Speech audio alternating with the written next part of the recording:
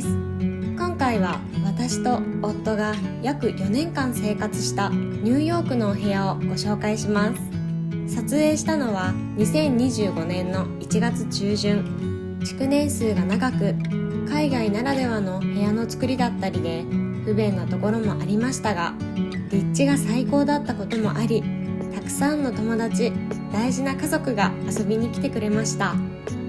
収納があまりなく、使いづらいながらも工夫しながら部屋作りをして、お気に入りのものに囲まれた生活を送れていました。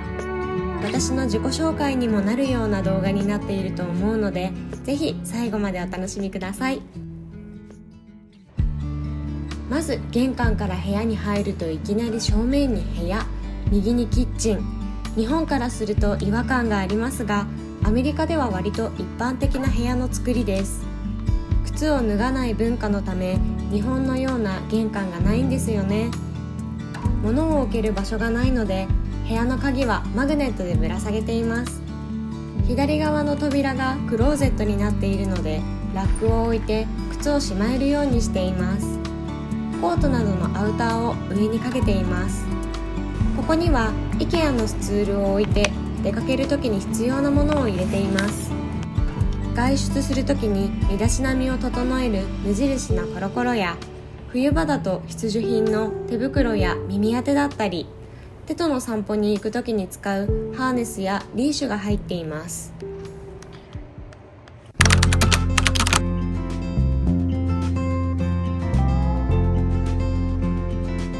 アメリカのお家は大抵家電が備え付けなのは嬉しいのですが、見ていただくと分かる通り、アメリカ人基準で作られているので、棚や電子レンジが高いし、コンロやオーブンは大きいです。それに大理石のキッチンカウンターと床の柄は物が見づらくて、使い慣れるまで大変でした。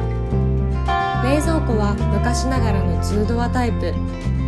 上が冷凍庫で、冷蔵のものを取り出すたびにかがまないといけない。家の中で一番頭を悩ませたのが冷蔵庫かも。トースターは結婚祝いで親友たちがプレゼントしてくれたアラジンのもの。日本から持ってきていたので、変圧器を通して使っていました。私の実家暮らしの時から何年使ったかわからない木の引き出し。母が作ってくれたレシピメモやスケーラー、キッチンで使うアイテムを収納しています。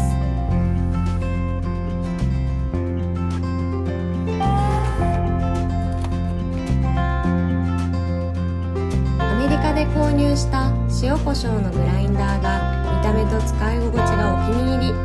カトラリー類はスターバックスのタイムズスクエア限定のタンブラーにごそっと入れています。トースターの上の棚にはよく使う食器や調味料を入れていました。私161センチなのですが、下から2つ目の棚ですでにつま先立ちしないと届かない高さ。一番上の棚を日常的に使うのは難しいので、コレクションのスターバックスのマグカップを入れていました。旅先で購入していたので、まだここに入りきらないくらいあります。特に私のお気に入りは50周年のフロリダディズニーのマグ。下の引き出し左側にはカトラリー、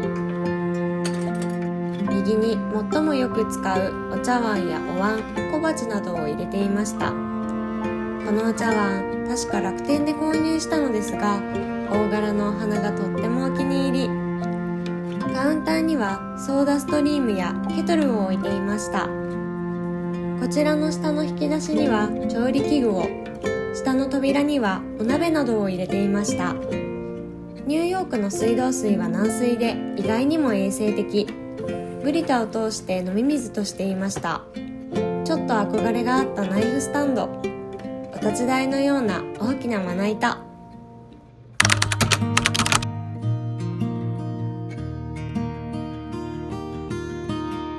アメリカの家具はピンキリですが、我が家の家具はお手頃価格で購入できるウェイフェアというオンライン家具ブランドのものがほとんどです。このベッドもそう。ベッドの脇には乾燥するニューヨークには必須の加湿器。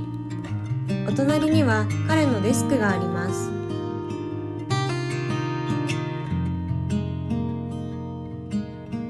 向かい側には私のドレッサー。こちらもウェイフェアで購入し、自分たちで組み立てました。リバティの生地で作ったアクセサリーケースはお気に入り。中は無印のベロアケースを2段重ねています。上によく使うお気に入りのものを、下は少しだけ入っています。横には本棚が2つ並んでいます。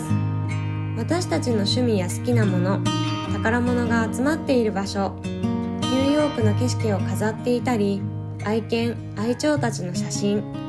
この手書きの指輪の絵は、婚約指輪を作っていただくときにジュエリーブランドの経由のにてデッサンしていただいたものです。私のイメージを口頭で伝えたら、その場でデザイナーさんが完璧なイラストで仕上げてくれました。20年以上家族のオカメインコのエルをモチーフにしてくださり、この絵をもとに世界に一つだけの婚約指輪を作ってくださいました。今でもとっても気に入っている宝物です。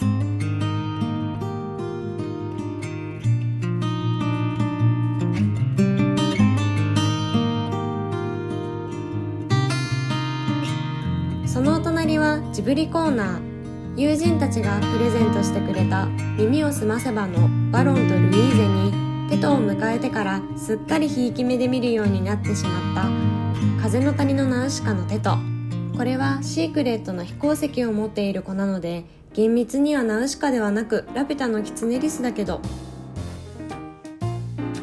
この分厚いファイルはブロードウェイで観劇した際に配布されるプレイビルと呼ばれる公演のプログラムを収納しています。夫婦揃ってブロードウェイでミュージカルを見ることが大好きだったので、行った時のプレイビルは全てこのファイルに入れて保管しています。あとはジャンル様々な雑誌や写真集。推し様もいらっしゃいます。漫画は彼の趣味。私が一番好きな漫画はスキップとローファーです。クローゼットも範囲が限られているので、外にハンガーラックを置いています。窓際には旅先で迎えたぬいぐるみたち。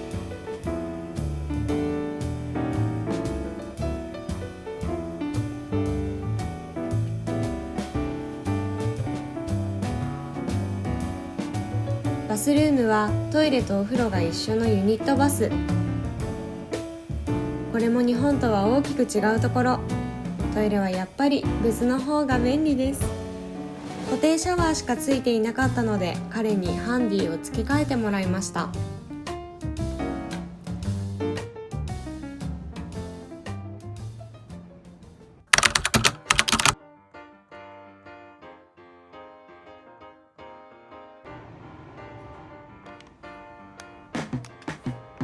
最も時間を過ごした場所がこのリビングダイニング。縦長のお部屋で、キッチン側にダイニングテーブル、窓側にテレビソファーを置いていました。ダイニングテーブルも椅子もウェイフェア。テーブルのサイズが小さすぎず大きすぎず、たまにの来客でも一応は座れるくらいだったのでちょうどよかった。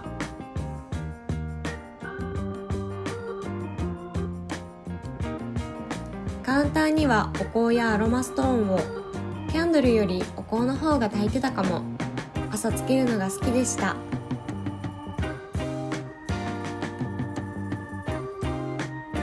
丸テーブルにはテトの見守りカメラと、買って大正解だったマーシャルのスピーカー。毎日これで音楽やラジオを流すのが大好き。ここにはテトアイテム、ブーツとご飯を食べる時のスヌードを入れています。隣の棚にもお気に入りを詰め込んでる。まずはコーヒーメーカー。この緑と茶色がインテリアのアクセントになって好きでした。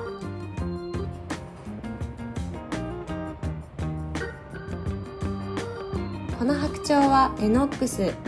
ザ・ブルックリンティーカップという食器屋さんで一目惚れして購入しました。メットのスノードーム。小ぶりでおもちゃみたいなデザインが可愛らしい。スウェーデンで購入したロータリーキャンドル。象徴的なダーラナホースがろうそくの火でメリーゴーランドのように回る姿についうっとりしちゃう。こちらにはディズニーの日めくりカレンダーとミラコスタの衣装を着ているミッキーとミニーちゃんを飾っています。オルゴールはプロポーズの時にプレゼントしてもらったもの。星に願いをが流れます。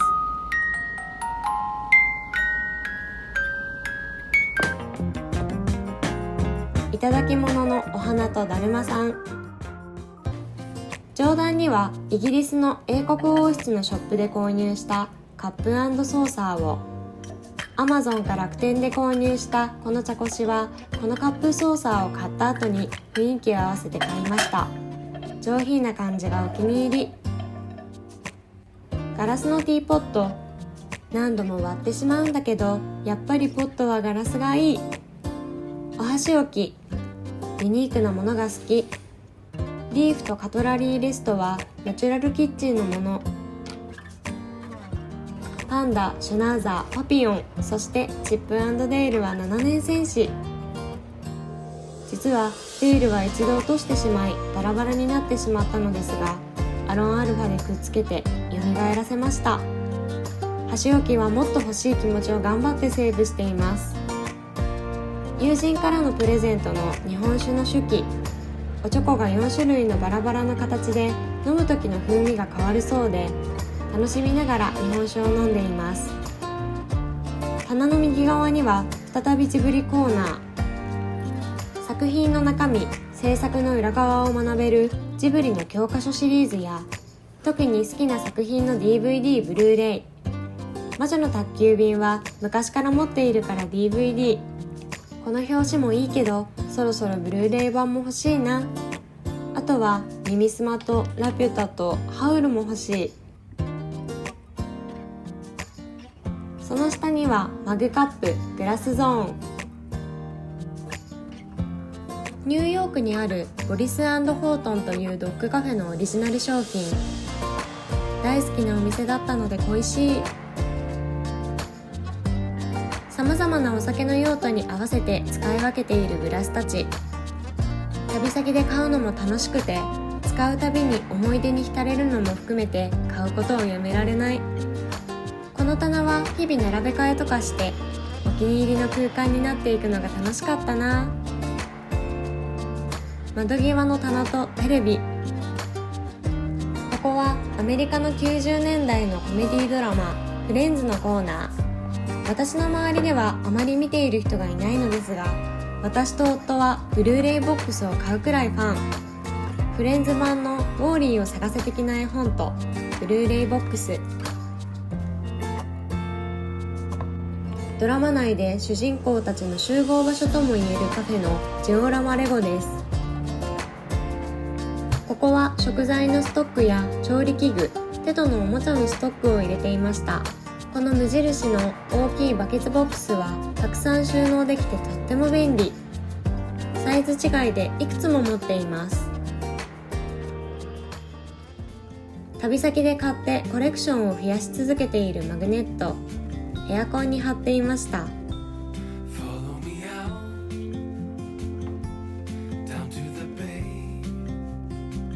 テレビボードの引き出しにはライブ DVD と任天堂スイッチ関連のもの。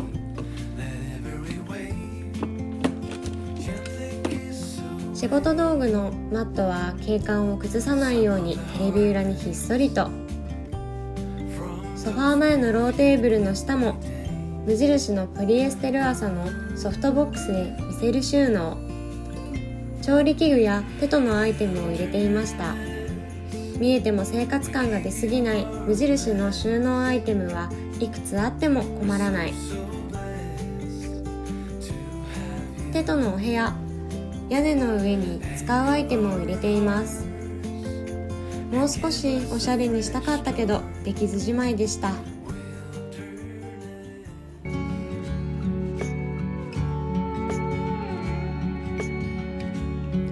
以上が私たち夫婦とテトが暮らしたお家のご紹介です。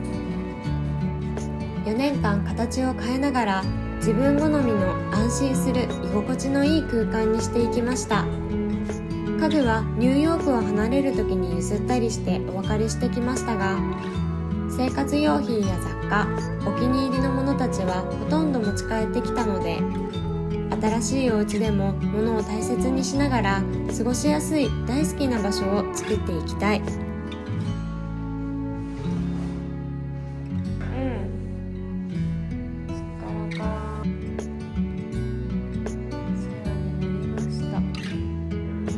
ここからハドソン川に向かって沈む夕日が大好きだった。最後までご視聴いただきありがとうございました。また次の動画でお会いしましょう。バイバイ。